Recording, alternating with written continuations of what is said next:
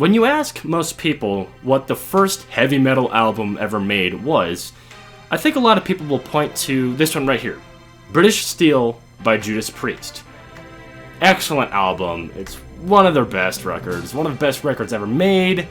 You all already know about it, but we're not talking about this album today. And in fact, I don't think this is the real first heavy metal album ever made. In my opinion, the first real metal album ever made was Black Sabbath by Black Sabbath. This is seriously one of my favorite... first of all, this is my favorite album by Sabbath. Just an excellent record. I'll go into a little more about that in a minute, but in my opinion, this is the first real heavy metal album. Now, some people might say, well, just because it's got its tuned down guitars doesn't mean it's a metal album. And you're right. Just because the guitars are a bit more toned down than usual, that totally doesn't make it a metal album. Even though, personally, I think that contributes to it being an actual metal album. This is not your traditional heavy metal style album. This is like a doom metal album. Like, whenever I listen to Black Sabbath, I think of, like, Candlemass. Or, Pentagram and other various doom metal bands, because, I mean, first of all, this is the deluxe edition, which has a really nice packaging and all that stuff, and just really, really nice, but it comes with 2 CDs. Now, I say this is the first metal album because, well, this pretty much encapsulates everything about metal. I mean, you got the evil, sinister nature of it, you got the tuned down guitars, you got Ozzy Osbourne's amazing vocal style, and while it may not be heavy or considered heavy by most people nowadays, I still think that, I mean, people might lump this in with classic rock, which I think is just flat out wrong. This is not classic rock, this is metal. If you go back and listen to early metal records and, classic rock records, there's a totally different vibe to them. And that's why I've always felt this way about this album. I remember the first time I listened to it. It was kind of funny too. I remember it was, I think I was like in middle school, and I was just hanging out in my room.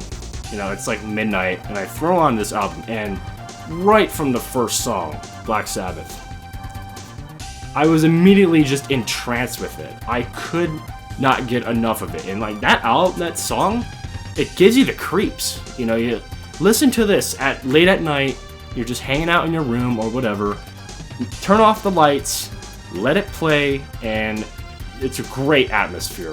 One of the best songs in history is, I like to say this, my favorite song is Black Sabbath off of the album Black Sabbath by the band Black Sabbath. I like to say that. But, when people talk Sabbath, it's like the first ones that probably come to mind for most people would be Paranoid, Master of Reality, maybe Sabbath, Bloody Sabbath, Volume 4, those albums.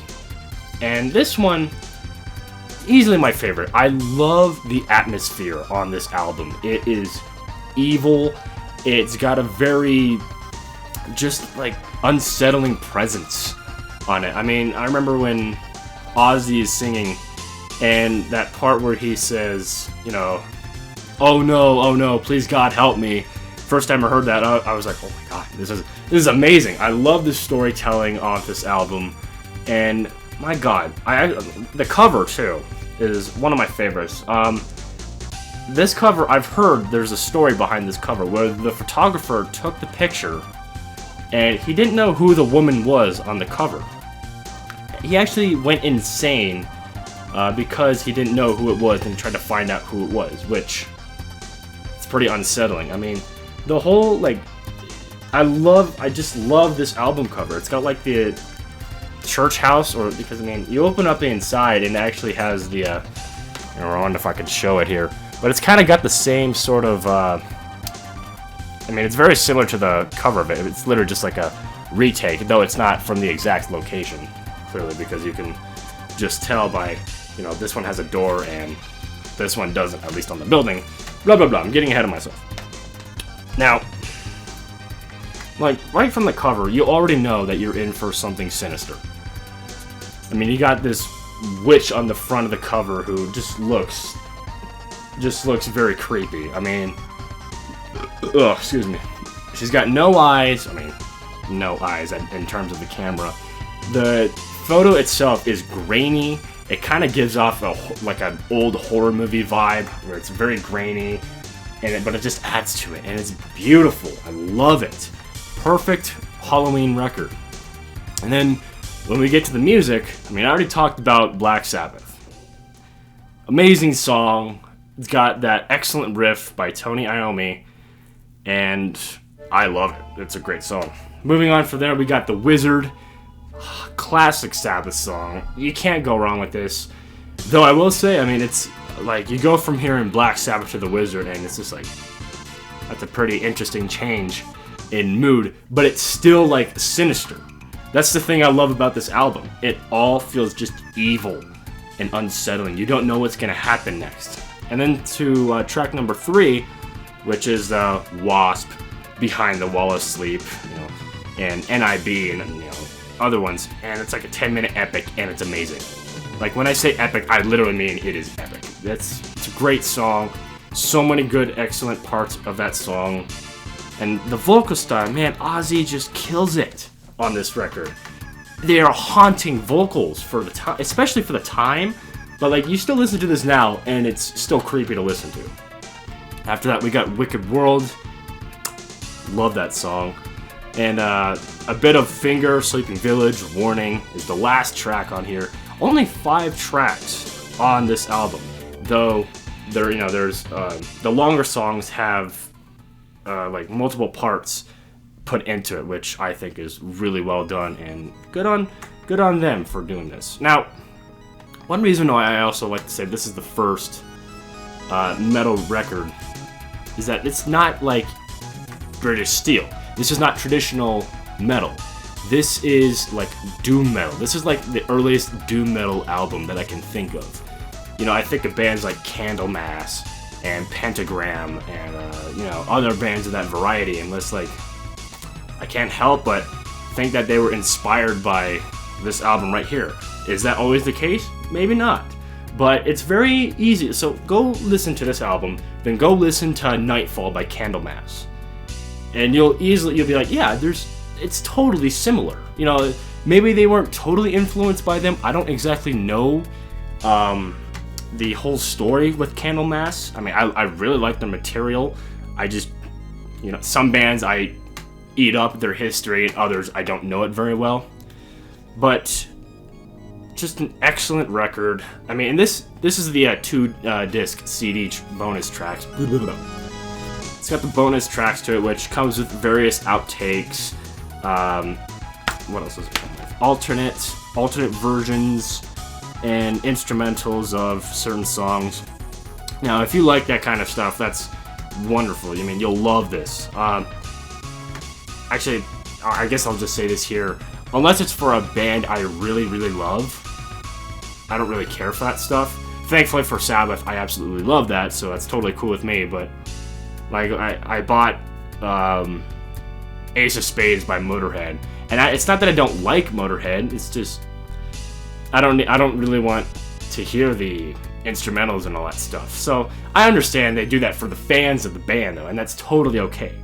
I mean, I love Motorhead just as much as any other metalhead out here, but it's like some bands I want to see that, other bands I could really care less. But yeah, that's it for now. I mean, this is just one of my...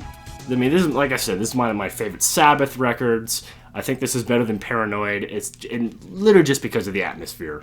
The evil, demonic presence that this has is just second to none. And honestly, I kind of... Maybe it's not underrated, but I don't really hear this album talked about as much when it comes to a lot of metal fans, because everyone always thinks of Paranoid and Master of Reality.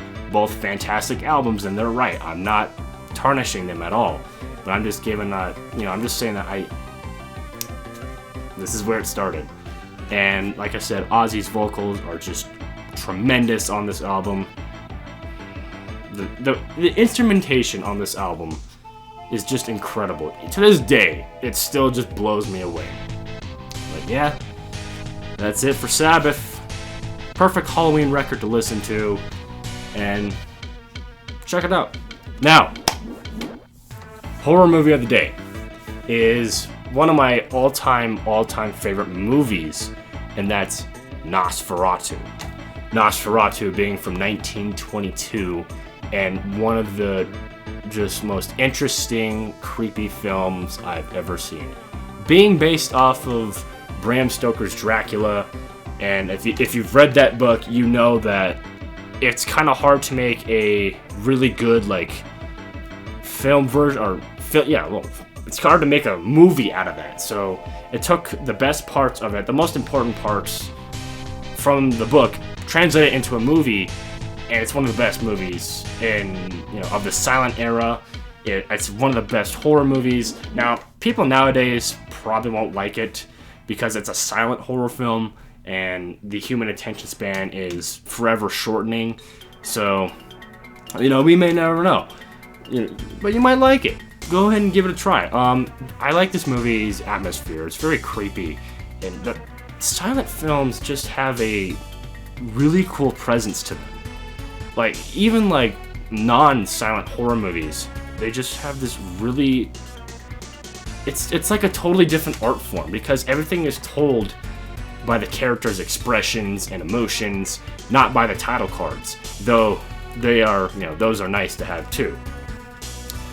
But yes, Nosferatu.